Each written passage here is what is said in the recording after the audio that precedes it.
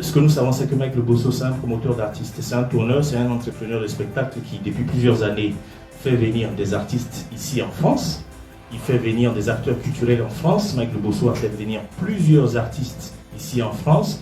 Il a fait venir des acteurs culturels ici en France que vous connaissez, Didier Bléou, etc., etc. Il a fait Serge Kamal lui-même, qu'il a fait venir ici en France. Donc, en tant que promoteur, tourneur, entrepreneur culturel, il a fait venir plusieurs artistes en France. Donc, il lui est reproché d'avoir fait venir certains artistes qui sont venus et qui ne sont pas retournés. On parle d'immigration illégale. C'est ce qui est reproché à Mike Le Bosso. Donc si vous voulez savoir, vous avez le droit de le savoir puisqu'on fait un direct où on a pris l'engagement de vous informer. Voilà ce qui est reproché à Mike Le Bosso. C'est en rapport avec l'immigration. Voilà. Nous, ce que nous savons, moi-même je suis l'un des témoins privilégiés, c'est que Mike Le Bosso a fait venir sur plusieurs années de nombreux artistes ici en France. Voilà. Donc, c'est en substance, c'est ce qui est reproché à Mike Le Bosso. Donc, pour ceux qui... je veux bien le dire, hein, parce qu'on est un peu dans la polémique avec cette histoire de la Congolaise. La Congolaise, c'est ma fille. Voilà, je suis tout le temps en contact avec elle. Vous avez dû voir que la Congolaise a fait, à un moment donné, une vidéo en direct où elle s'est exprimée pour dire qu'elle s'excuse auprès du père Mike Le Bosso. Elle s'excuse auprès de Mike. Pourquoi? Parce que, je vais dire, peut-être que Mike, il avait quelque part, si les présidents me permettent de me prononcer là-dessus, Mike avait quelque part raison, mais il n'a pas su exploiter, sinon présenter sa raison. Voilà, parce que Mike Le Bosso, dans le cas de la Congolaise, ça je veux vous le dire, et ça n'engage que moi, Mike Le Bosso, quand la Congolaise est rentrée à l'ambassade au niveau de l'Abidjan, on lui a refusé le visa. Le visa a été refusé à la Congolaise. Mike Le Bosso est allé se porter garant. Il est allé se porter garant pour dire c'est une actrice culturelle que je fais venir en France comme tous les autres acteurs culturels, une artiste qui n'est pas à sa première venue en France. Donc il n'y a pas de raison qu'elle vienne et qu'elle reste. Donc Mike Le Bosso s'est porté garant. Se porter garant pour ceux qui ont l'habitude de faire les visas des artistes, les promoteurs, les entrepreneurs de spectacle, ils savent que quand tu t'en vas te porter garant auprès d'une institution comme l'ambassade de France en Côte d'Ivoire, ça engage tes documents. Il s'est porté garant pour dire, c'est pas la première fois que je la fais venir en France, elle va venir, elle va retourner. Parce qu'elle a l'habitude de venir, nous faisons des spectacles et elle retourne. La Congolaise, elle est venue en France, même au niveau de la frontière, à l'entrée de la France, la Congolaise a été bloquée encore. Mike Le Bosso est encore au niveau de la frontière ici en France. Il allait se porter garant. Il est allé se porter garant pour dire, j'ai l'habitude de la faire venir, ça va faire la 3e fois qu'elle vient en France, je me porte garant, je mets ma licence en jeu, elle va venir, elle va faire ses spectacles, elle va retourner en Côte d'Ivoire. Malheureusement, pour des raisons qui lui sont propres, ma fille, la Congolaise, est venue et au lieu de retourner à Abidjan comme convenu avec le promoteur Mike Le Bosso, avec les engagements qu'il a pris auprès de l'ambassade de Côte d'Ivoire, de France en Côte d'Ivoire et les engagements pris au niveau de la frontière ici en France, la Congolaise a décidé de rester. Elle est restée parce qu'elle a trouvé, elle a l'habitude de venir, elle a son chéri ici que vous connaissez, avec qui elle s'est mariée. Elle a l'habitude de faire les va-et-vient et de venir, quand elle vient pour les spectacles, elle a l'habitude d'être avec son amoureux qui est Monsieur Collier. Donc l'amour a été plus fort, la Congolaise a décidé de rester auprès de son chéri. Voilà. Et confidence pour confidence, parce que la Congolaise c'est ma fille, son mari avait commencé à se plaindre. Tu viens, tu fais juste 2-3 mois, tu retournes à Abidjan et on fait 2 ans, 3 ans avant de se revoir. Comprenez que la Congolaise, sans justifier le pourquoi de ce qu'elle soit restée, elle a ses raisons. Elle a décidé de rester parce que son mari commençait à se plaindre de ce que elle vient, elle va, elle vient, elle va. Or lui, il a besoin de consolider son foyer, il a besoin d'être avec sa femme, c'est-à-dire la Congolaise. Donc, malheureusement, contre un acte qui allait constituer une entrave aux intérêts de Mike, parce que ça allait brûler sa licence, griller sa licence de promoteur de spectacle, la Congolaise est restée. Donc c'est dans la colère, au vu de la colère suscitée par cette situation ou cet acte posé par la Congolaise, parce que le fait que la Congolaise reste, alors qu'il a pris des engagements auprès de l'ambassade de France en Côte d'Ivoire, ça constituait un problème pour lui. Il perdait toute crédibilité auprès de l'ambassade de France en Côte d'Ivoire. C'est dans cette colère que Mike, malheureusement, s'est retrouvé à aller faire des vidéos pour dire tout ce qu'il a dit. Il y a eu des choses maladroites qui ont été dites. Sans vouloir défendre l'individu, on sait aussi que Mike Le Bosso a eu des démêlés avec beaucoup de personnes. Voilà, il a eu des démêlés avec beaucoup de personnes. Il y a par exemple le cas Eudoxie Yao.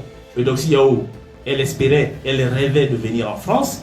Mike Le Bosso, il fait partie des rares promoteurs à donner l'opportunité à des personnes qui sont peu connues ou en qui peu de personnes ont confiance. Il leur donne l'opportunité de venir s'exprimer en diaspora en Europe. Et c'est dans ce cadre qu'on a beau dire que le gars il a son mauvais caractère, son mauvais comportement. Je sais que vous êtes nombreux à vous plaindre de Mike Le Bosso, mais il faut lui reconnaître ces quelques qualités-là. Mike Le Bosso a été précurseur de ce côté en donnant à chaque fois la chance à des personnes qui étaient peu connues ou en qui on n'accordait pas de crédit. Mike Le Bosso fait leur visa, leur cale des spectacles et leur donne la chance de venir s'exprimer en diaspora. Et c'est dans ce cadre que Eudoxie Yao, alors qu'elle avait sorti juste un ou deux titres, ou un titre où le crédit confiance n'était pas énorme pour lui trouver des spectacles, Mike Le Bosso, il veut être tellement parmi les premiers à donner la première chance aux artistes qui sont en train d'éclore. Il a donné sa chance à Eudoxie Yao. Elle est venue en France. Malheureusement, elle est allée se retrouver avec un certain monsieur Koné, avec qui elle a eu des démêlés, avec qui elle a eu le palabre qu'elle a eu. Le gars, il a backsonné et tout. Bon, après, ça se retourne contre lui. Donc, je sais que le public se fait une opinion de Mike Le Bosso. Je ne veux pas discuter là-dessus. Je ne remets pas tout ça en cause. L'homme aussi, il a son caractère sulfureux qui lui vaut d'avoir effectivement cette opinion qui lui est donnée, cette vue que le public a de lui. Voilà, je ne vais pas revenir là-dessus, c'est pas ça mon objectif. Mais le fait, ces présidents se sont déplacés parce que ils ont estimé qu'on devait faire un peu comme les Américains le font quand un compatriote américain est incarcéré quelque part dans un autre pays. Voilà. Pour les Américains ou pour les Européens, je vais prendre le cas des Américains. Quand un Américain est incarcéré quelque part, c'est pour ça qu'ils aiment le dire fièrement. Quand ils ont un problème qu'ils sont dans un autre pays, qu'on les arrête, ils disent « Je suis citoyen américain ». Ça veut tout dire.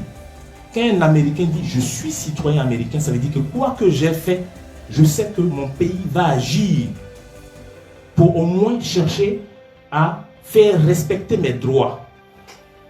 Je suis citoyen ivoirien. Donc, quoi qu'un citoyen ivoirien ait fait, ces présidents ont estimé qu'il était opportun de venir prendre des nouvelles.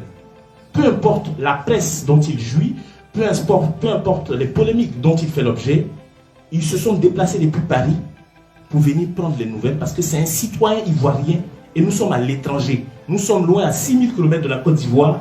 On entend qu'il y a un citoyen ivoirien qui est incarcéré. On donne la valeur au terme citoyen ivoirien d'abord. Ils viennent prendre les nouvelles. Il a fait quoi, notre citoyen ivoirien, pour que vous l'incarcériez? Et ils viennent légitimement parce que celui dont il est question est acteur culturel. Eux sont présidents d'associations qui œuvrent dans ce domaine-là. Donc c'est un membre, c'est l'un de leurs.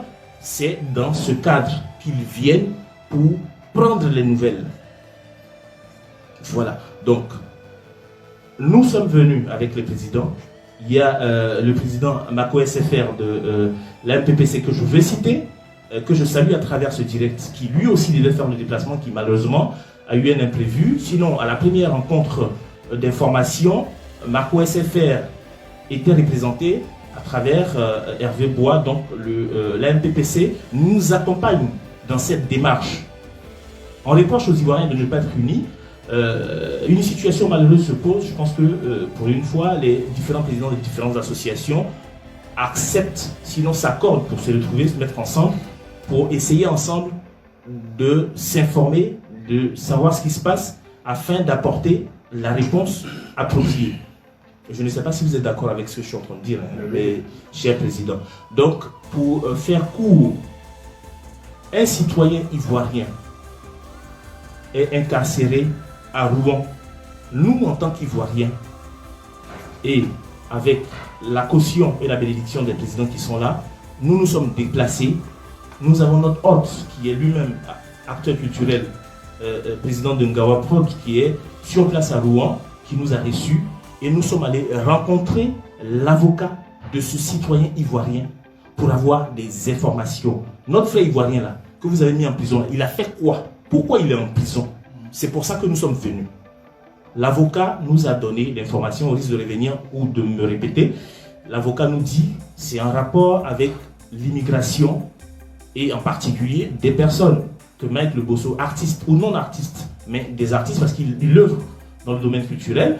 Les artistes qu'il a fait venir, beaucoup de ces artistes sont restés et ça vaut aujourd'hui à Mike de se retrouver aux arrêts parce qu'on le soupçonne en fait de faire du trafic. Voilà. Donc si Mike, il se plaignait maladroitement en faisant des vidéos contre par exemple la Congolaise, vous comprenez que c'est un peu l'une des raisons pour lesquelles il se plaignait maladroitement.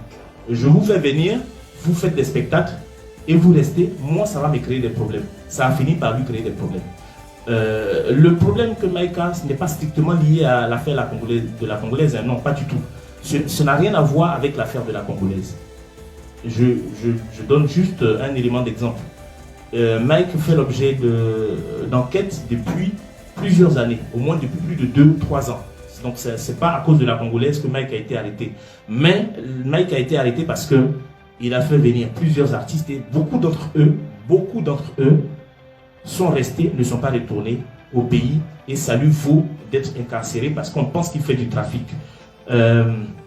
Rappelez-vous, il y a eu Papa Wemba qui a eu ce problème aussi parce qu'il faisait venir des artistes, il faisait venir son orchestre pour des prestations et pour des concerts et il y a beaucoup de danseurs, beaucoup de danseuses qui restaient.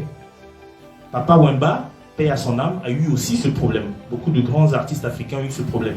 Malheureusement, aujourd'hui, nous sommes confrontés à la même situation avec notre frère Mike, notre concitoyen Mike, qui se retrouve incarcéré pour une affaire en rapport avec l'immigration.